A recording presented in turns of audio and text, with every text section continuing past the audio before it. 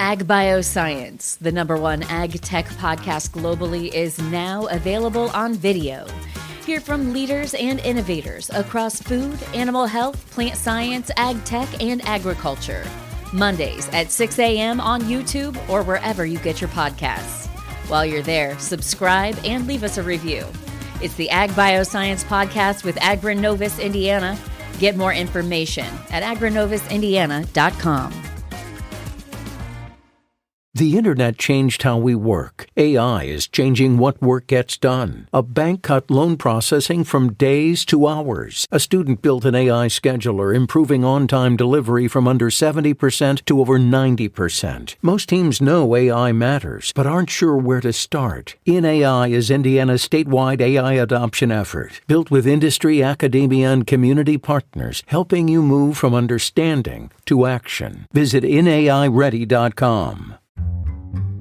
Wasn't even sure in the professional space, would I be out at work? Is that even something that's possible? And so knowing that somebody was, and it made me more comfortable to go and be myself and not be fearful that people would stop giving me work or would maybe just, they hired me thinking that I wasn't gay and then realize I wasn't. Maybe they're like, after this internship, we're going to go a different way. So it made me comfortable to pick that firm.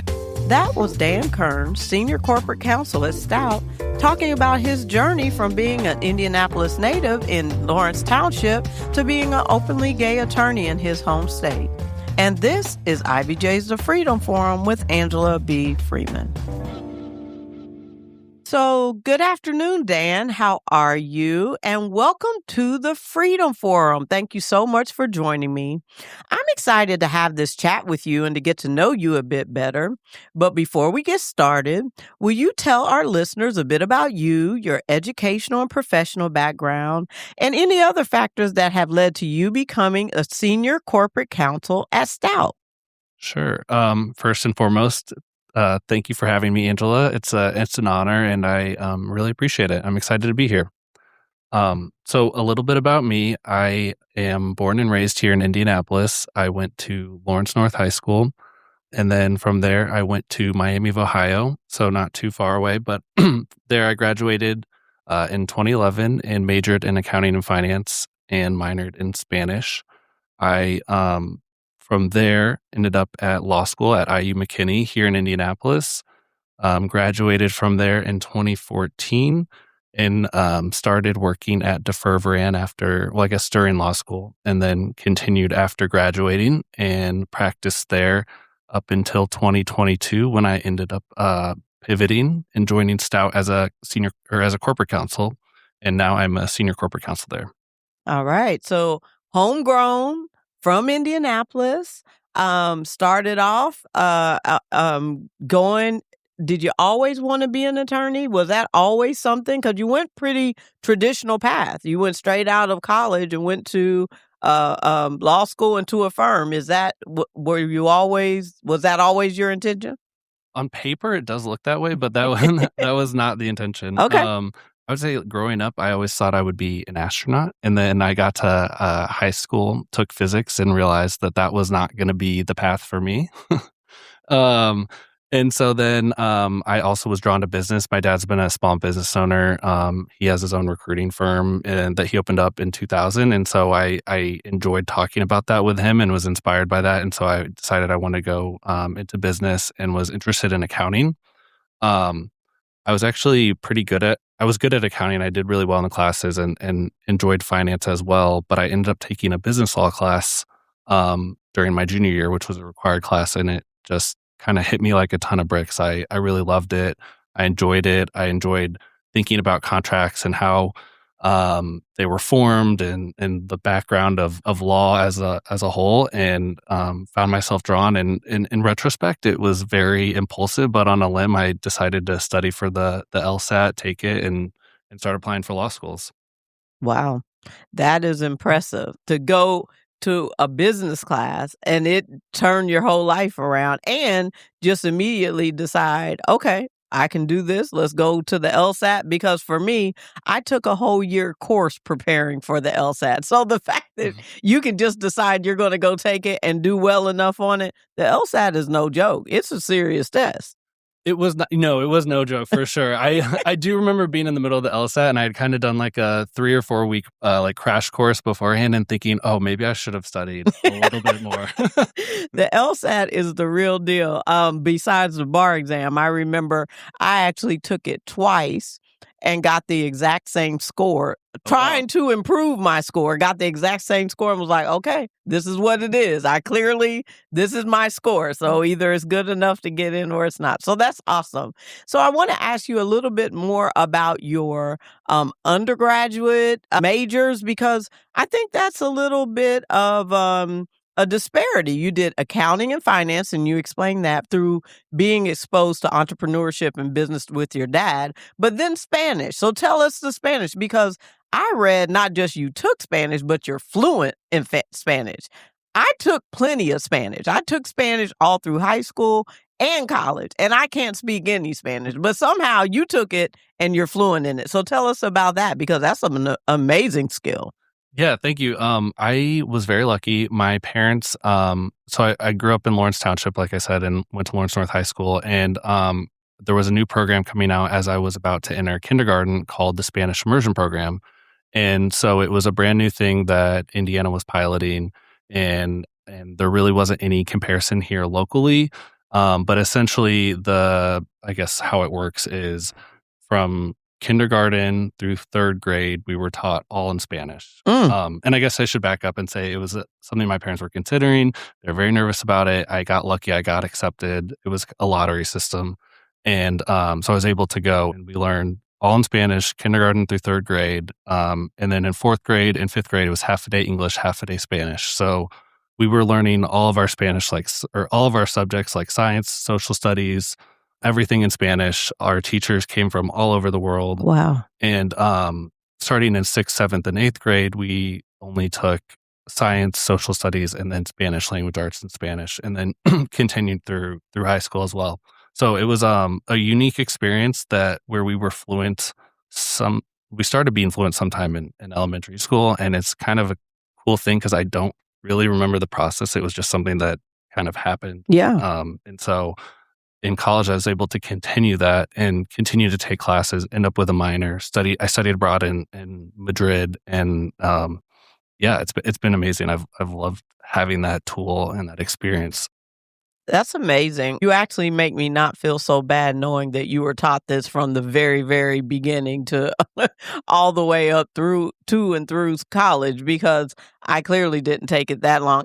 And frankly, I feel like certainly people learn to speak new languages every single day, but that's when it's easiest, right? Is when you are, and the ability to be able to be immersed in it on a regular basis. I think that's what I miss, because if you are not a Spanish speaker and you're trying to learn Spanish and then you go amongst Spanish speakers, you realize how different it is written on a page than in actual speaking verbally, right? That is so much faster and so much. And I have so much of a better appreciation, having been to plenty Spanish speaking countries, and wishing now at this point in my life, like, I really wish I would have learned it back then, because it would so help me now. And I know it does, particularly in the legal profession. I agree. I feel very lucky. I mean, they say that at that age, your brain is like a sponge, and you just absorb everything that you're around. And I think it made the process easier. And I imagine, trying to learn it later is much harder. I did take French as well in high school, and it was a much different process. Right. So I certainly empathize with you in that regard. Yeah. Yeah. So let's move on. So you clearly, I appreciate you grew up in Lawrence North, the Lawrence Township system, because that's the one I'm familiar with. That's where my son went to as well. Went to Lawrence North, and then went to Miami of Ohio. And there you went to undergrad, and then went on to law school. So I want to know what was your intention? Certainly, you mentioned being business law and being exposed to business law, going to law school with that intent. What were you exposed to in law school that either reiterated your initial, thoughts around going to business law, or other areas of law that you may be interested in? Oh, great question. I did intentionally take closely held businesses and had that with Justice Sullivan, which was wonderful. I think it really reinforced my interest in business, and it kind of married what I had learned in undergrad with what I was learning in law school, and just kind of confirmed that was the direction I wanted to go. Um, like similarly, I took securities law and really liked that as well. On the flip side, I didn't think that litigating was anything I was interested in or would be good at. And I was exposed to that through law school, but also through my internship with the Ferveran. And I think that was where I realized that there were other things that I could do and that I was good at, and that there were other things that I could explore. Yeah. So you ultimately went to law school and then went to a firm.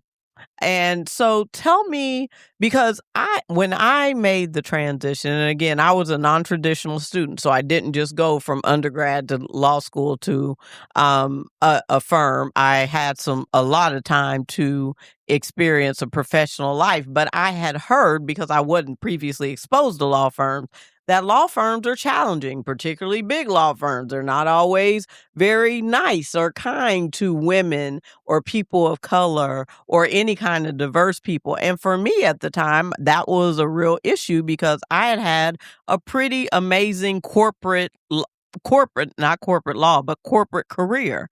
And so that was challenging to kind of wrap your head around. Okay, I don't want to go to an environment that you just know culturally is not nice to diverse people or women or all the things. And so I kind of avoided that until it got to a point where I realized that was really going to be my opportunity to not just pursue law, but to get trained as a lawyer. So what were your thoughts when you originally decided to go to not just law school, but thereafter go to a law firm? What were your expectations? And then what was the culture you were met with? What were good things and bad things? Because I think there's a lot of misperceptions and misconceptions around law firm life and what it is beyond the billable hour. Yeah.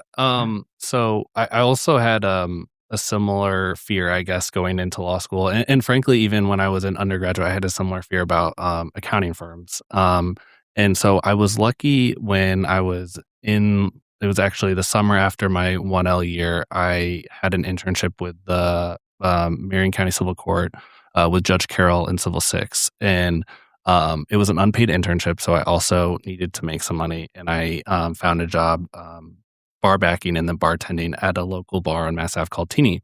And through there, I got to know a partner at DeFerveran at the time named Troy Farmer. And I think it's important to find those like mentors or sponsors. And he became that for me and kind of helped me understand what law firm life was going to be like. And I guess I should back up. I haven't mentioned that I am also an openly gay attorney. And so he was also openly gay at the time and was explaining that to me. And it happened to be that they had an internship opportunity I was able to interview for. And it made me feel more comfortable that this was going to be a firm, since he also was openly gay, that was going to be accepting and would help me. And I would have a better way of navigating that path. And so getting there, sorry, I think I forgot the second part of your question, actually. So what did you learn at the law firm? What did you experience there? And what were good things that you experienced there and things that may have surprised you going in, not really having a lot of exposure to what to expect at a law firm? Because I didn't really either. Yeah, I think the most difficult aspect to navigate was, as opposed to a traditional corporate job where you might have just one boss that you report to, Mm-hmm. you are really reporting to multiple different partners and trying to navigate prioritizing all of their cases and requests. And I felt like that was probably the most challenging thing when I first got out. But what I really enjoyed also was kind of the same thing, because every partner had a different practice and you were exposed to a lot of different things, and you had the opportunity to learn a lot and figure out kind of what suited you as well. Can I just ask a pretty poignant question? But you mentioned that you met this partner at a local bar. He was an openly gay man. You were an openly gay man. And because of that, you talked about what it would look like to be in a law firm as a diverse person, what that looked like for you, what it looked at his firm. How important was it to have that one-on-one experience with someone? In other words, how important was it to see a person who was representative of you already being successful at a firm like the one you mentioned? And I asked that because we talked so much about how important it is for representation, how important representation is for anyone who is of some type of diversity, whatever that is, and being able to see yourself in a successful position at any organization because there is successful representation, whether it's a woman on the board or, a C-suite executive who represents whatever diverse feature you have. For me, I think that's important. I'm a little more challenged. I remember interviewing at OCI in law school and talking to law firms who are like, oh, we don't need a diversity program. We all love each other and everyone gets along and blah, blah, blah. Okay, well then that's probably not going to be a good fit for me because I am different and there are going to be issues or challenges that I experience that maybe no one else in the firm has navigated. And while I'm always comfortable being one of the first or one of the only, you don't always want to be that all the time if you don't know that's going to lead to success. So back to the point and the question, how important was it to see successful representation of an openly gay man at a law firm for you to make the choice not just to go to a law firm, but to go to that particular law firm? I mean, I think it was huge, hugely impactful in me deciding to go to that law firm and hugely impactful in, I guess, deciding how I was going to be in the workplace. I mean, candidly, at that time, I was still figuring myself out and coming to terms with like my sexual orientation and identity. And I was out to friends and newly out, I guess, within the last few years to friends, but I still wasn't even out to my family. I wasn't even sure in the professional space, like, would I be out at work? Is that even something that's possible? And so knowing that somebody was, and it made me more comfortable to go and be myself and not be fearful that people would stop giving me work or would maybe just, they hired me thinking that I wasn't gay and then realize I wasn't. Maybe they're like, after this internship, we're going to go a different way. So it made me comfortable to pick that firm and to, figure out, I was comfortable to just be myself there, which was nice. Yeah. And so then that very statement leads me to a question around authenticity, because your last comment talks about authenticity. You are able to be yourself. If you are in an environment in a work environment, we're talking work, professional environment, where you are more able to be yourself, bring your whole self to work, be the best version of yourself and your professional self as you can be, how do you believe that influences or affects the job you can do for any particular organization? It impacts it a lot. I mean, just like intuitively and scientifically, we've talked a lot about this in my current job at Stout, and it's scientifically shows that people that are able to bring their authentic selves to work are higher performers. They, and when they can't, they don't feel comfortable to do so, they tend to underperform. And I just think being able to have an environment at work where you can be authentically and transparently yourself, if you have that ability to be, is just vital. Yeah. Yeah. I found too, so many people who know me and know me well and know my law firm are surprised that I'm at the law firm that I am, because it's not historically known to have people that look or walk or move like I do, not just being a Black woman, but a relatively confident and proud Black woman who believes she's pretty good. She's a pretty good attorney. And I've had people who are either clients of our firm or former clients of our firm or just know our firm who are shocked that I'm actually a partner at our firm.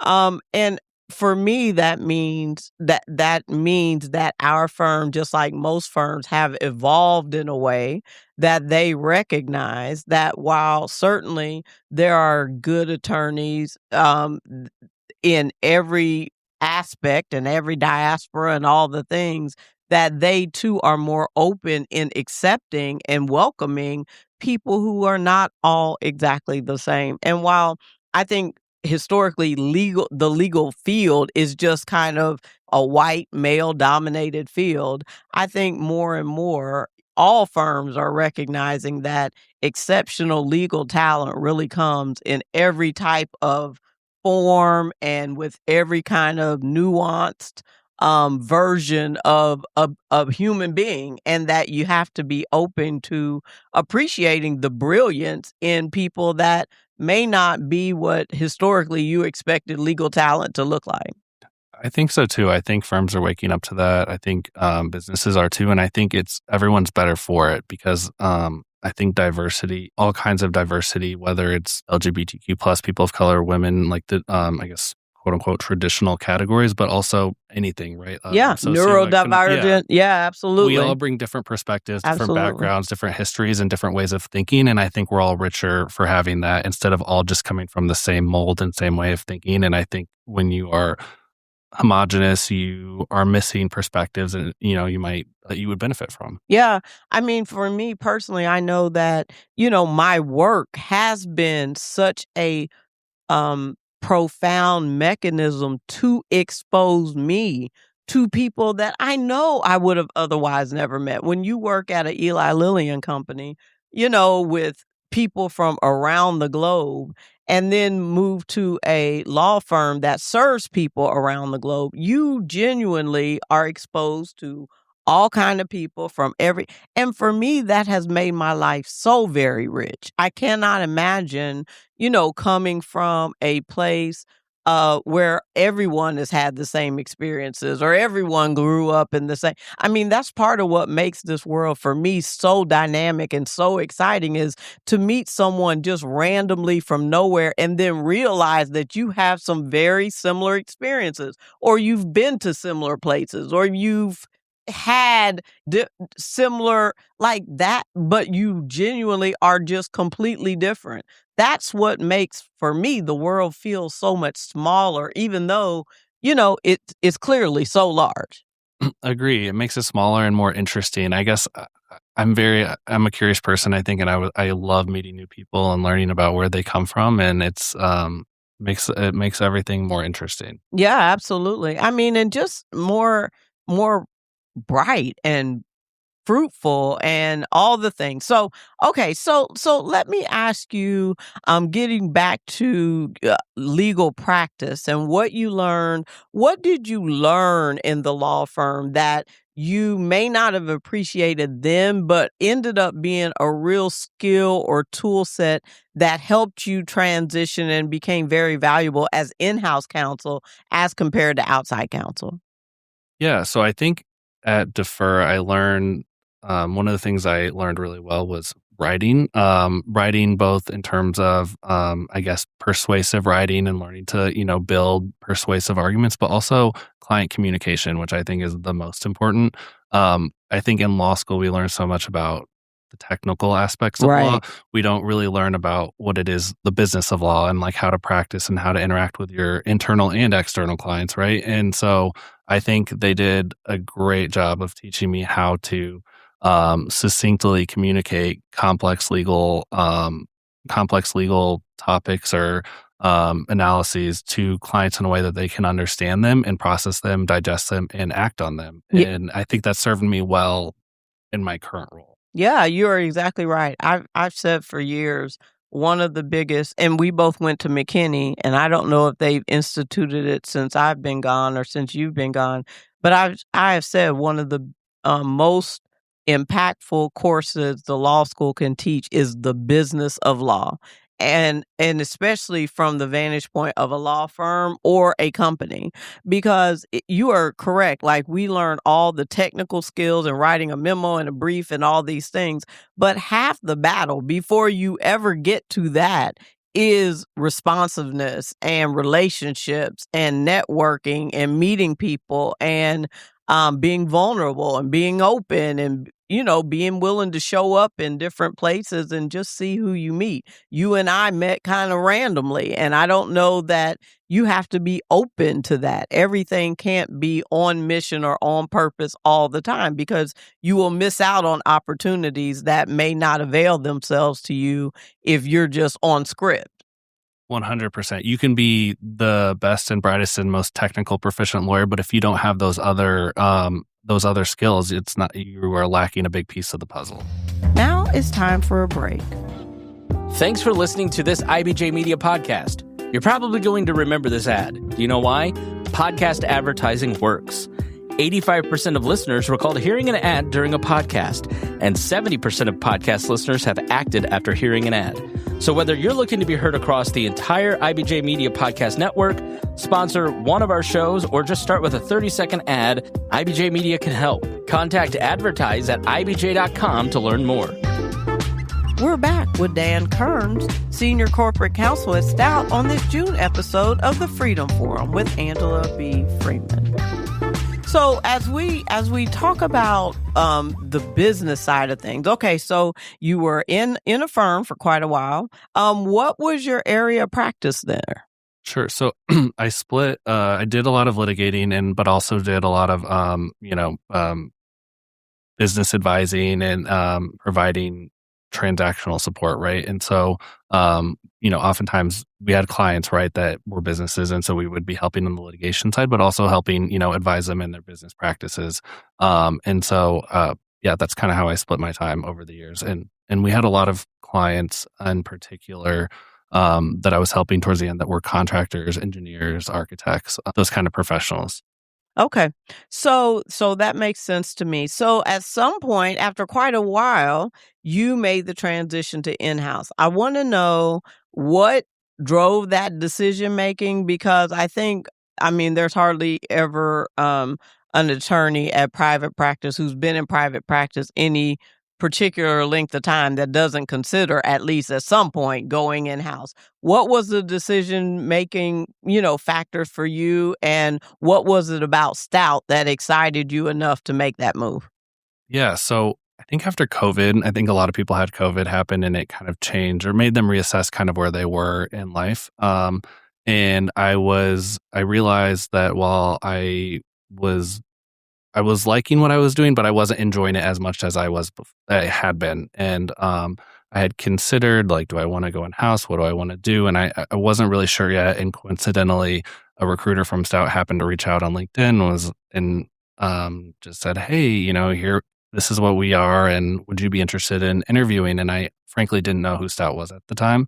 So I looked them up, and I thought, yeah, sure, why not? I had recently had somebody tell me that you should just be open to any opportunity. Yeah. And I thought it was really good advice. And so I took it, and I decided to take the interviews. I liked what I heard, and it seemed like a really good fit, and I kind of made the jump. So I appreciate being open to, anything, because as attorneys, I think we're kind of rigid a little times. Like, we've got our to-dos and our pros and cons and our guardrails, and it's got to check all the boxes. So you said that you were open to it and you liked what you heard. What were your expectations in going from private practice to in-house? Like, what were some of the things that you were definitely excited about to make the transition, certainly besides no longer having to bill time? Yeah, that was definitely very exciting. Actually, it's a funny story. So Stout is a professional advisory firm, and we do a lot of valuation, accounting, reporting, advisory, dispute support, investment banking. And so a lot of our professionals also have to track their time. And I remember getting there, and they're like, okay, don't forget to put in your hours. And for legal, it turned out it was really just to everyone at the firm was required. So we just had to put in like 8 hours or 10 hours just so that the system worked. But I remember thinking, oh my God, am I tracking my time? Right. Still? I thought I got away from this. How am I still doing this? Yeah. A moment of panic. So yeah, that was exciting. And then I was just really looking forward to being involved in the business more than anything. I think when you're an outside counsel, you do a lot of work. You kind of look for the best, most legally sound, risk adverse answers a lot of, sometimes, and or maybe even no more nuanced answer, but you give your advice and you don't always see how it's put into practice. Yeah. Yeah. And so I was really excited to be there and get to be a part of the whole process. Yeah. I have a question for you. Outside counsel always hears from in-house counsel. Always, always. We need you all to know our business. The best way you can help me as outside counsel is know my business. And as outside counsel, I realize there are some public documents and some financial data that we're privy to that we could get to learn your business. But the reality is, every organization on the inside only allows outside folks to know what they want outside folks to know. There's, at least personally, I believe, it is hard for me to know your business unless there's some kind of real collaboration happening that allows that you allow me into the business, right? Otherwise, there's plenty of barriers and firewalls to prevent any outside person to know your business. So how is the best way, you now being on both sides of things, right? You've been outside counsel, now you're in-house counsel. What is the best way outside counsel can utilize to know to truly know their client's business?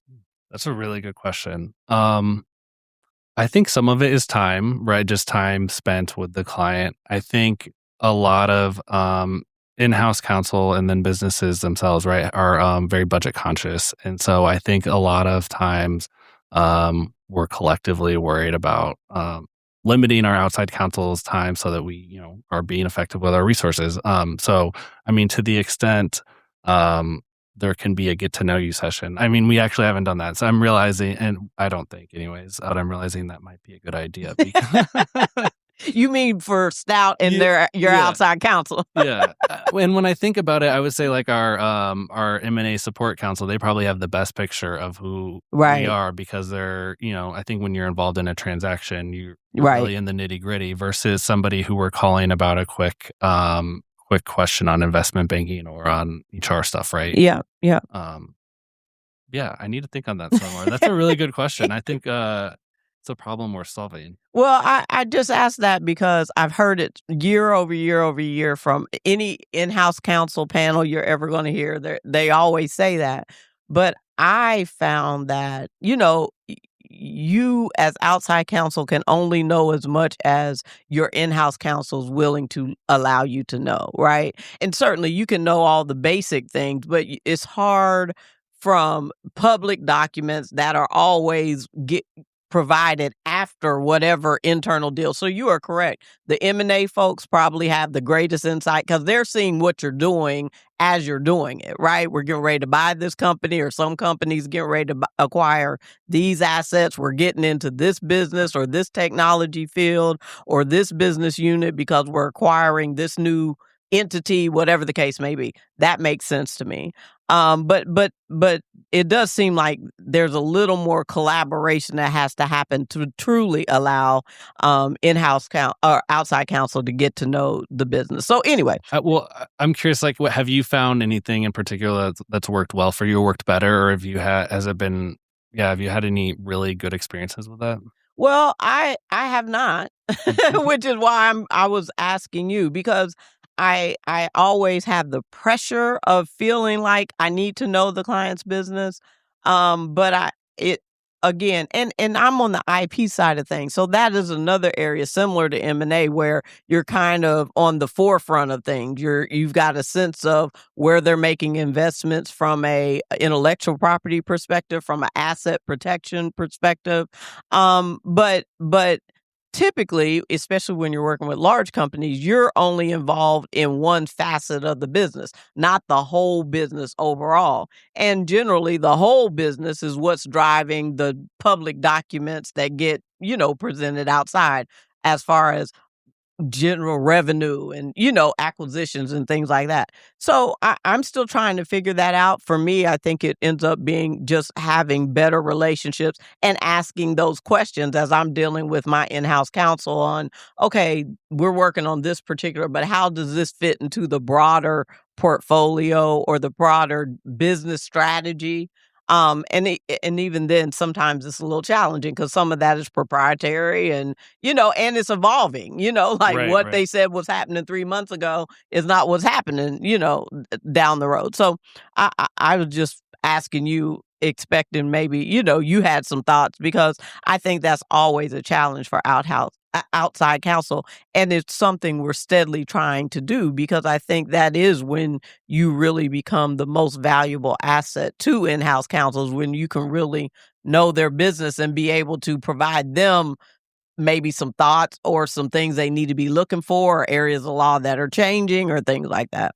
I do think, like you're saying, having a good rapport and a good relationship does matter. I think you tend to spend more time together and spend more time talking, on a broader range of topics than if you don't have that same kind of connection or your outside counsel, for sure. Yeah. So on a day-to-day, you told us a bit about Stout. Please tell us a little bit more for those who are not familiar. And then tell us on a day-to-day level, what does your job entail? How do you make influence, in the company for your teams or your colleagues, et cetera? What does your role specifically do?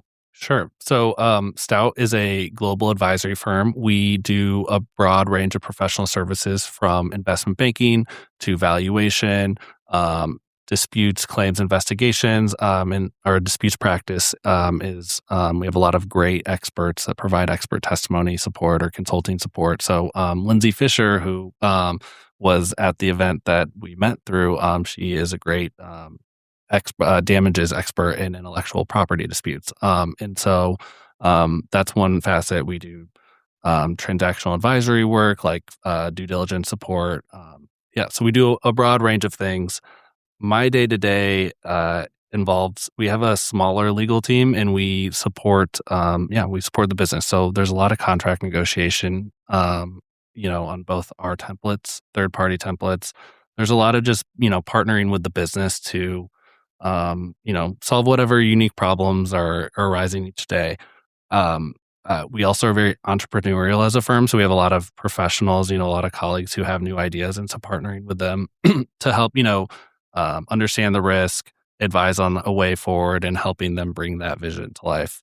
So every day is different, unique, but definitely a lot of contract review and negotiating.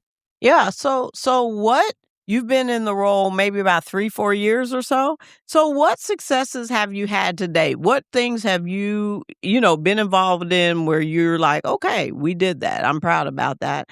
And what goals do you have as you look to your either career within Stout or going forward? Yeah. So I would say there's a lot of little wins that have built up together. We've done a lot of work on being quick, having quick turnaround times, making sure that legal is a trusted business advisor and not a roadblock. I think shortly before I joined, we had kind of a reshuffle and we went from becoming kind of a pain point to now we're a trusted business partner. I think we're all very proud of that. I've been proud of some of the training, some of the template and playbook revisions we've been able to do, and also just some of the, the collaboration and just anybody who brings me in, not just for my legal mind, but for my business mind. I find that to be really exciting. Yeah. So you said a couple things. Number one, you are by far not the first or the last person to indicate how legal is just typically considered a pain point, a stopping point, a pause point in any kind of business flow. Like it seems like the lawyers are always the people, or at least that's the myth, always the folks that are like holding up the deal or causing problems, or when the business folks just want to move forward. But also you mentioned training, and I think that is a big deal.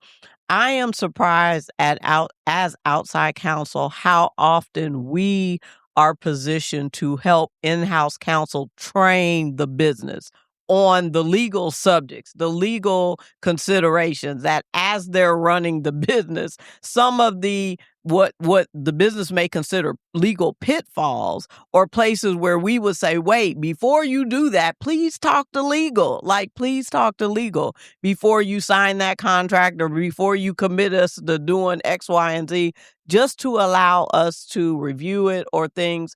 And how legal often seems to be a point with many companies where you're steadily training the business on kind of issue spotting, what we learned in law school to be issue spotting.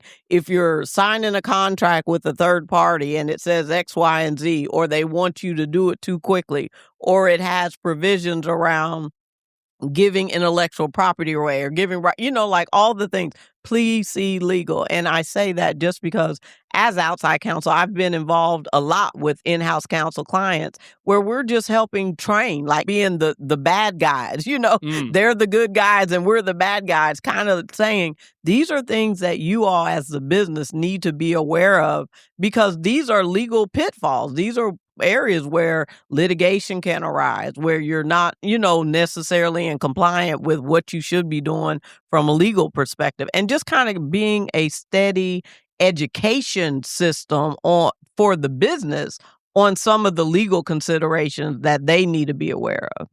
Yeah, I think training is super important. I mean, it also helps them understand, the business understand, right, that we're here to support, and that's half the battle too, right? Just making sure, like, these are rules or these are policies, these are guidelines, but they're here for us to help you or help us help you, right? Right. And be successful and keep us out of trouble. Yes. I mean, I feel like my approach, my team's approach, we want to manage risk, right? But we also want to enable business at the same time and find that right balance. Yeah, and I think that's always the balance. Your clients are your internal business as compared to our clients being you all. But that's always how you enable them to do what they're doing, but also stay compliant of the law and manage risk to a reasonable degree. And, when I was talking about outside counsel getting to know in-house counsel, one of the biggest things, part of that learning, not just knowing your business, but knowing your risk tolerance, knowing how much, because every company, every business unit, every level has a different risk tolerance, right? And there are some business units like, oh yeah, we've been doing that 20 years. It's fine, but nobody pays attention. And then other folks are like, no, we have to dot all the I's and cross all the T's and make sure that everything, and that's significantly important.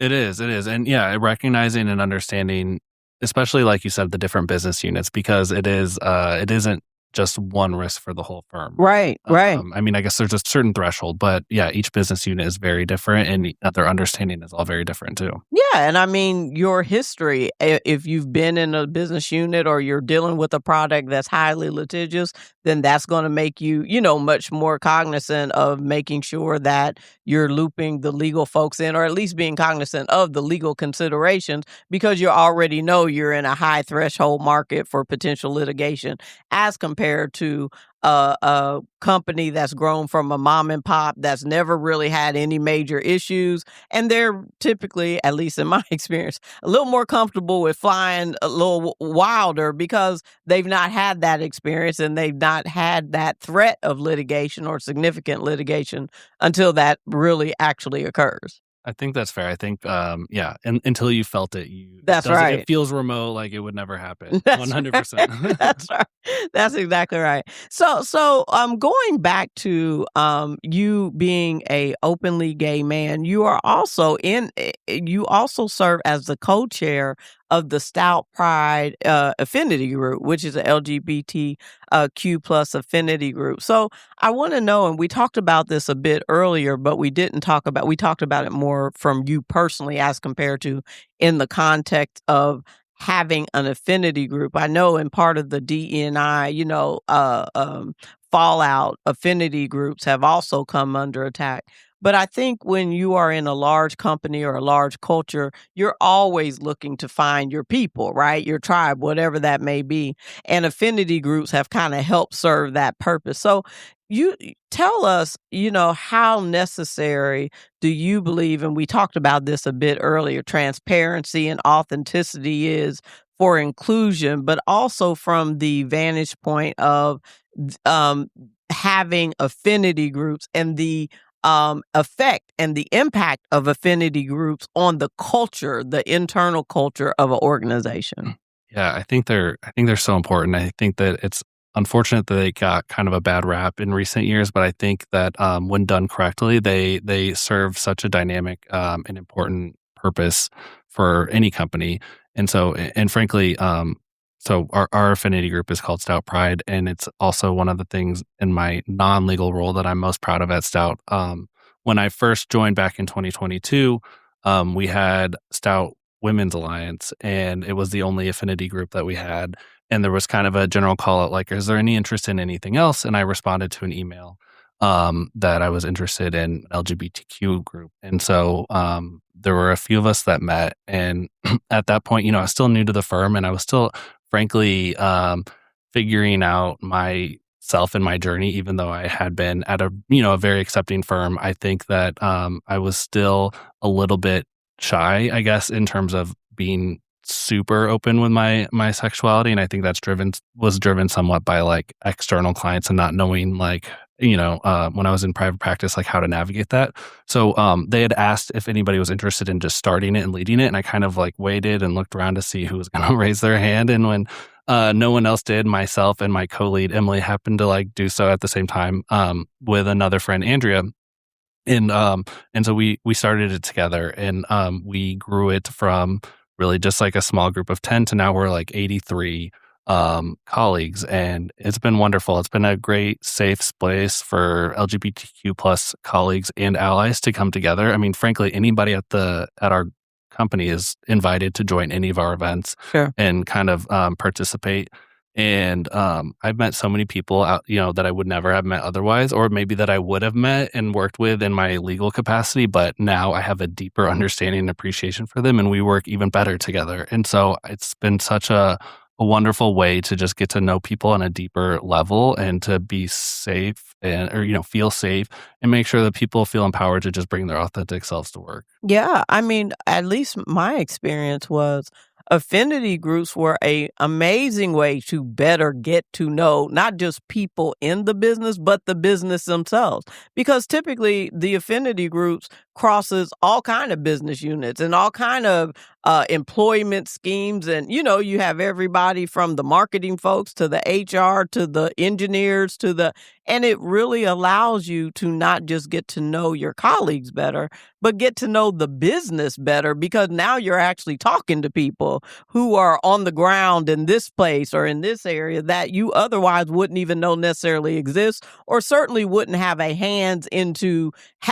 sharing that experience. 100%. I could not agree more. It's like, I have friends in marketing or HR, like you said, and I, have learned so much about what they do, which helps me understand how we operate as a company better. And it makes what I do in legal with managing risk better, right? Because Absolutely. I hear about things or learn about the way things work in a way that I probably wouldn't otherwise. Yeah, and can say, do we have a policy around that? Have we thought about, the risk involved with that? Do we have insurance around that? Like, I would think, particularly as a legal person, that is a great source of information, because you're really hearing from the horse's mouth what people are experiencing in the real business and the concerns they have about how the business is running. And from a legal perspective, are we covered in that area? Do we have policies around that?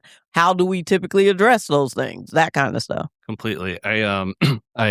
Yeah, sometimes it's hard to turn the legal hat off too. Because I remember at one time a friend was telling me something and they thought they were just casually saying, I was like, I'm so sorry, but I can't take my legal hat off. We're going to have to dive into that. Yeah. Because that concerns me. That could be a real thing. Like, that's not, just a bad day. Exactly. Yeah, I get that. So as we begin to wrap up, I want to know, we talked about the affinity groups. We talked about representation. I'd like to know, you mentioned that your your growth of the affinity group has grown so much. How do you think that more folks in the Indiana legal market, you are homegrown, you're from Indianapolis, you've been here the majority of the time or the whole time.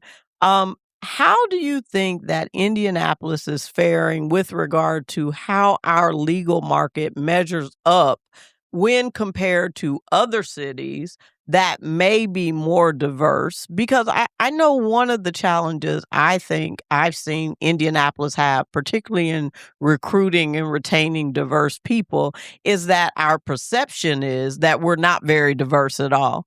And even as a diverse person living here for the last 25 years, certainly I think we have plenty of diversity, but we're clearly not a diverse city like an Atlanta or a DC or a Baltimore or whatever the case may be. So what do you think we as a city can do to make it clear that Indianapolis is a city where diverse talent can either stay, because we certainly want to keep our homegrown talent here, or come and be successful? Sure. I think I definitely know what you're talking about. I have so many friends who've left, unfortunately, because they felt that, and I'm always trying to advocate and push back on that perception just by, I guess, my own existence here, and not even just existence, but, success. And so I think part of it is just, walking the walk and talking the talk ourselves. And part of it as organizations and as leaders in Indianapolis is helping to build pipelines and making sure that our youth feel empowered and safe to stay here, right? And that they know that there will be those opportunities for people of all walks of lives, not just a certain specific demographic. And so I think it's not just mentorship programs, it's sponsoring, it's lifting up the youth and making sure that people stay here. And then hopefully that also draws people back. Yeah, absolutely. I think we all feel that responsibility. And it is. I've had quite a few good friends leave too, and it's like it's challenging. But I also appreciate Indianapolis is not going to be for everyone, but certainly for those who at least I've seen, and that's why I was so excited to talk with you, is, I've seen that if you're committed to making Indy work, typically it will work out just fine. There are some people who I know that's not been the case, but so far so good. And so with that, Dan, if you don't have any other comments or anything else you'd like to leave us with, I want to thank you for being here. I want to acknowledge you for coming on the show. I think you are our first openly gay or homosexual person to come on the show, and I really, really appreciate that. You showing up as your authentic self. I think these conversations are so important, and so thank you for being here today on the Freedom Forum. Thank you so much for having me and for giving me the opportunity and letting me lend my voice to this platform. I really appreciate it. It's been a pleasure. Thank you. Thank you again to Dan Kerns, and thanks to you for joining us on this 59th episode of IBJ's The Freedom Forum with Angela B. Freeman. Please come back next month for another conversation about diversity, equity, and inclusion in the Central Indiana business community.